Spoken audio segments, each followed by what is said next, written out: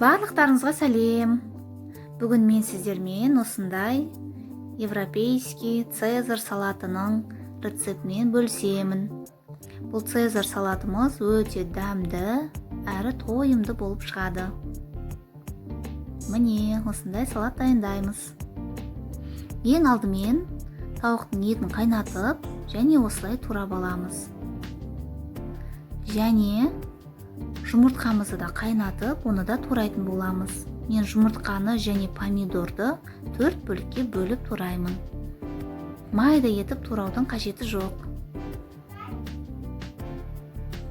Ыдысымызға салат жапырақтарымызды осылай қолымызбен үзіп салып аламыз.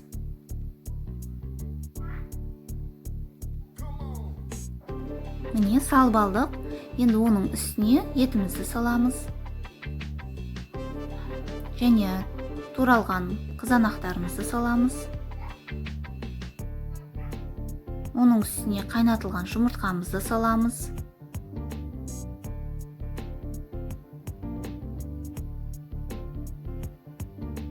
Оның үстіне сухариктер салатын боламыз. Менде осындай арнайы цезарь салатына арналған сухариктер. Оны үй жағдайында дайындауға да болады. Мен осындай дайынын қолданамын. Соусына келетін болсақ, соусына осындай цезарь салатына арналған арнайы сырный соус қолданатын боламын. Егер бұл соусты үй жағдайында өздеріңіз дайындаймын десеңіздер, мен оның рецептін описанияда қалдырамын. Менде үйде осындай соус болғандықтан мен дайынын қосамын бұл жолы.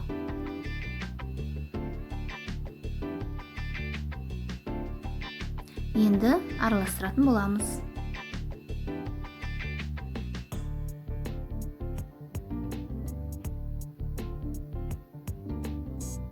Осылай бір араластырып аламыз да, оның үстіне сырымызды теркадан өткізіп, азғантай сыр қосамын мен арасына. Осылай арасына азғантай бөлігін қосып жіберсеңіздер болады. Және тағы да кішкене араластырамыз.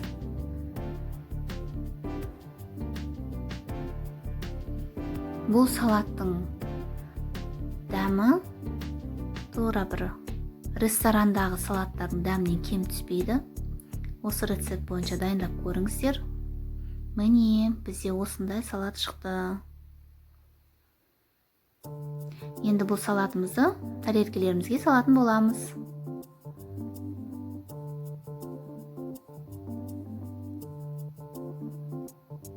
Осылай әр адамға беретін кезінде ұсынардан алдын бетіне пармезан сырымызды сеуіп қоямыз.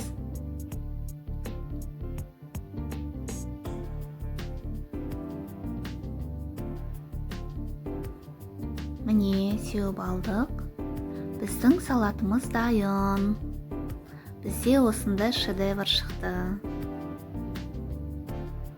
Барлықтарыңызға жасап көруге кеңес беремін. Міндетті түрде жасап көріп, жақындарыңызды қуантыңыздар. Егер сіздерге бұл рецепттің басты ингредиенті сыр ұнайтын болса, пармезан сыр ұнайтын болса, міндетті түрде жасап көріңіздер. Және лайк басып, тіркеліп кетуді ұмытпаңыздар. Сіздермен бірге болған Гүлзира.